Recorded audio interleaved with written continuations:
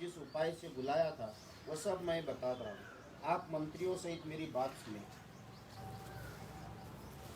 उस समय आमत्य सहित पुरोहितों के राजा रोमपाद से कहा, महाराज, हम लोग एक उपाय सोचते हैं जिस काम में से लाने की किसी विघ्न बाधा के आने की संभावना नहीं है।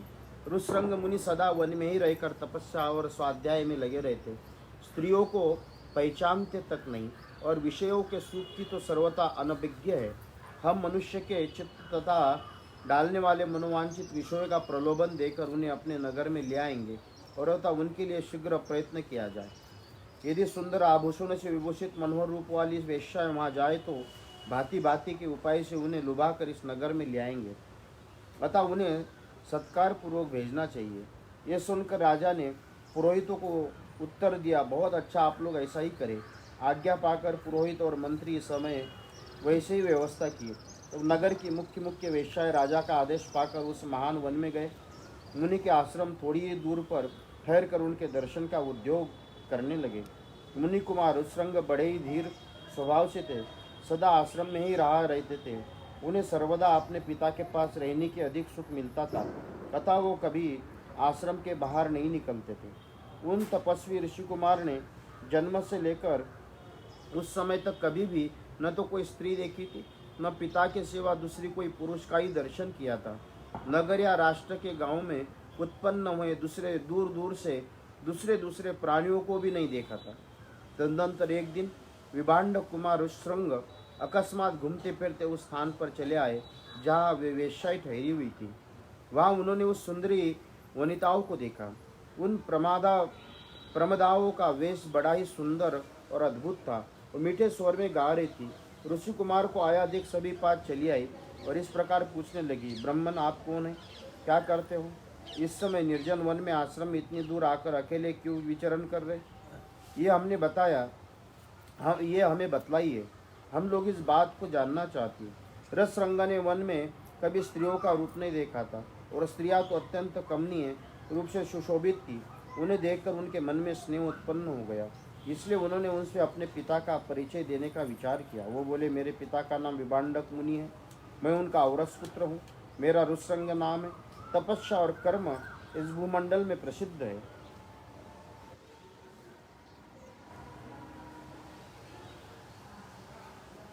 यहाँ पास ही मेरा आश्रम है।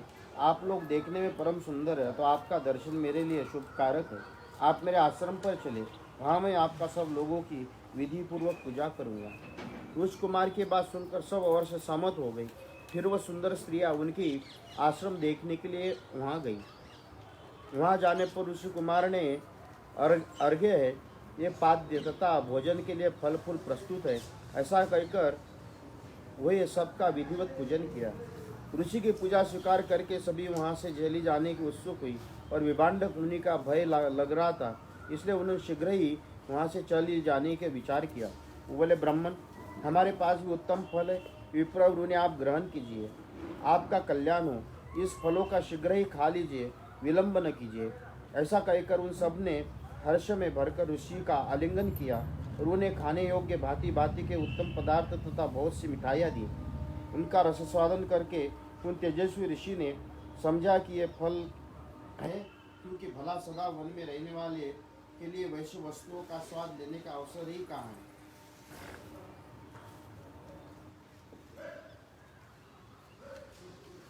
तत्पश्चात उनके पिता विभांडक मुनि के डर से डरी हुई स्त्रियां व्रत और अनुष्ठान की बातें व्रता उन ब्राह्मण कुमार से पूछकर उसी वहां से चल दिए। उस सब चले जाने पर कश्यप कुमार ब्राह्मण ऋषरंग मनी मन व्याकुल हो उठे, बड़े दुख से उधर कहने लगे।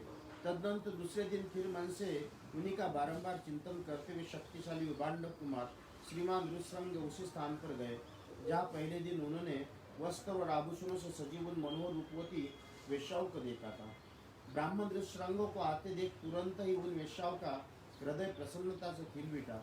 वो सब की सब उनके पास जाकर उनसे इस प्रकार कहने लगी, सौम्य, आओ आज हमारे आश्रम पर चलो। यद्यपि यहाँ नाना प्रकार के फल मूल बहुत मिलते हैं तथा वहाँ भी निश्चय ही हम सबका विशेष रूप से प्रबंध हो सकता है। उन सबको मनोहर वचन सुनकर ऋषरंग उनके साथ जाने के योग्य हो गए। और स्त्रियां उन्हें अंगदेश ले आए।